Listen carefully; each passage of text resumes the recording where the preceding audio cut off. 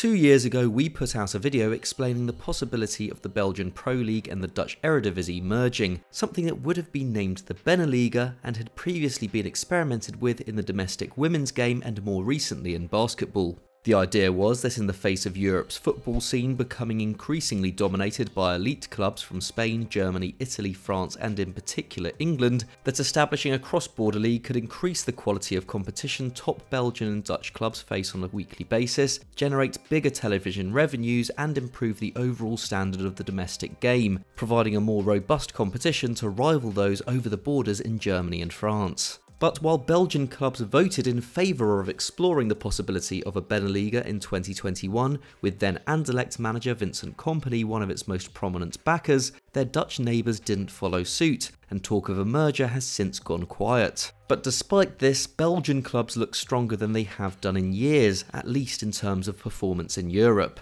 Union Saint-Gilloise, who was still battling for promotion from the second tier at the time of the 2021 vote, have made the quarter-finals of the 22-23 Europa League, while both Ghent and Anderlecht have made the quarters of the Europa Conference League, with the latter beating a strong Villarreal side to get there. In fact, no country provided those competitions with more quarter-finalists this term than Belgium. Pretty impressive given France have only provided one, Nice, across all 3 European tournaments, with Spain providing just 2, Real Madrid and Sevilla. And considering no Belgian side has reached the semis of any continental competition since the 1990s, it's fair to say its domestic game is in good health right now, despite a poor showing at the Qatar World Cup suggesting otherwise. And while their national team's golden generation of the 2010s has run its course, the Pro League continues to produce players who go on to achieve bigger things overseas. So what is the secret to Belgium's success? On today's EFD Explained, we're going to find out.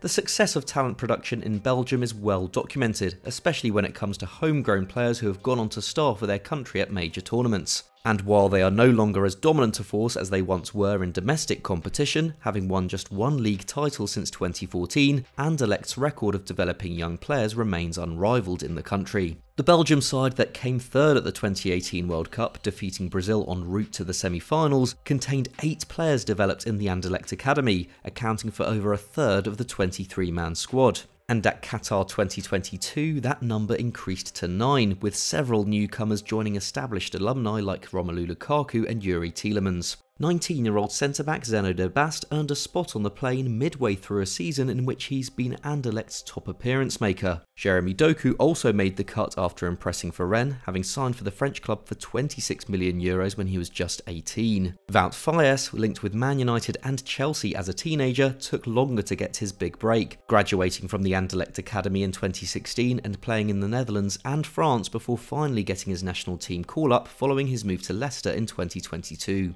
Amadou Onana, meanwhile, moved to Belgium from Senegal when he was 11 and despite failing to break through at the Anderlecht Academy, later graduated at Hoffenheim before impressing at Hamburg in the German second tier and signing for Everton 2 years later off the back of a brilliant season in Ligue 1 with Lille. At 21, he is the future of Belgium's midfield. Key to the success of Anderlecht's youth has been stability, with the highly accomplished John Kindermans having been the Academy's technical director since 2006. Speaking to The Guardian in 2018, Kindermans detailed how he has had to adapt to the changes in tactical trends during that time, from the Barcelona-influenced possession obsession at the turn of the 2010s to the development of different pressing styles. The Academy also prides itself on representing the ethnic and religious diversity of Brussels, a city where 32% of the population are of non-Belgian European origin and 36% originate from non-European countries according to World Population Review, with Morocco and France represented as the 2 most prominent foreign groups in the city.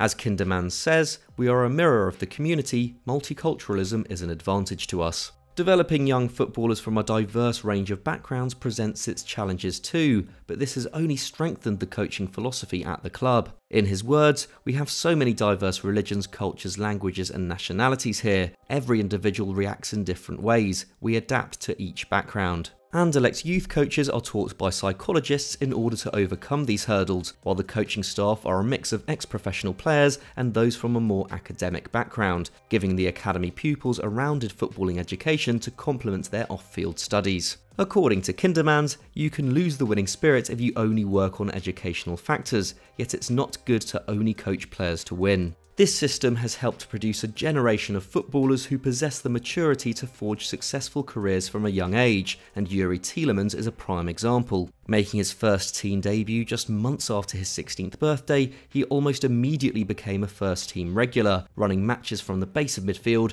and gaining valuable experience playing against PSG, Arsenal and Borussia Dortmund in the Champions League. By the time he left for Monaco at 19, he had already racked up 185 senior appearances, including 36 in European competition. Jeremy Doku also made his Anderlecht debut at 16 and within 2 years was deemed good enough for Rennes to break their transfer record to sign him. And in 2022, attacking midfielder Jari Verscharen became the second youngest player of the previous decade to reach 100 Pro League appearances after Tielemans. And this sentiment doesn't only apply to current players. Next season, Vincent Kompany, Anderlecht's most famous modern graduate, who was also offered his first managerial opportunity by the club after retiring, will become the first Belgian to manage in the Premier League after a brilliant promotion campaign with Burnley in which he transformed the club's playing style. But while Anderlecht is no doubt the shining example of how Belgian clubs develop homegrown talent, the Pro League's ability to provide a stepping stone for players from overseas is arguably just as exciting, and in some cases they have led the way in this.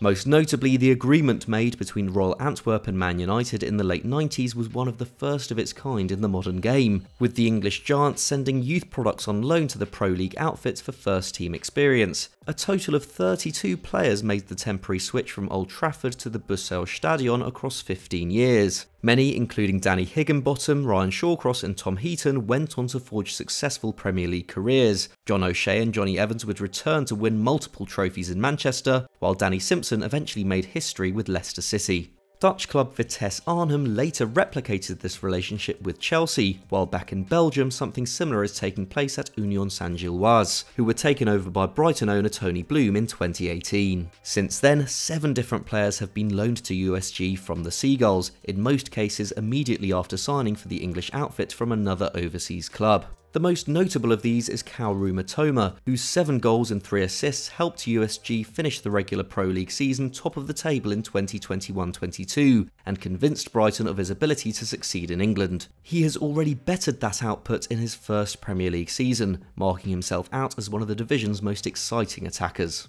And there are plenty of success stories away from these kinds of arrangements. Belgium has long provided a pathway to Europe for Nigerian footballers, for example, with Joseph Yobo and Celestine Babiaro both touching down in the continent for the first time as teenagers in the 90s, signing for Standard Liège and Anderlecht respectively, and Wilfred Ndidi followed suit when he signed for Genk 2 decades later. Of the current generation of Nigerian under-23s, Victor Boniface and Gift Orban are both making waves in Belgium, having signed for Pro League clubs after stints in Norway. Orban's superb form for Ghent, where he recorded the fastest hat-trick in UEFA competition history, has led to reports that Napoli are sounding him out as a potential Victor Osimhen replacement.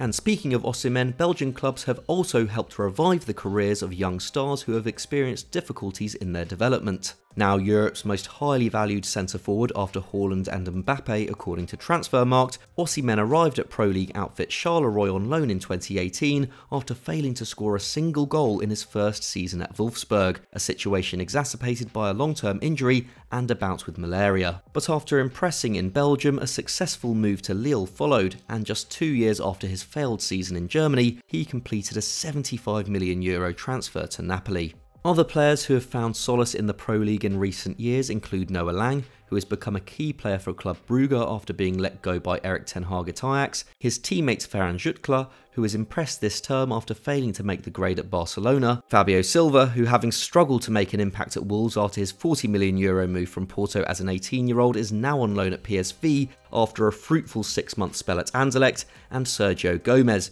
who earned a move to Man City after starring for Anderlecht last year, having previously failed to get a starting berth at Borussia Dortmund.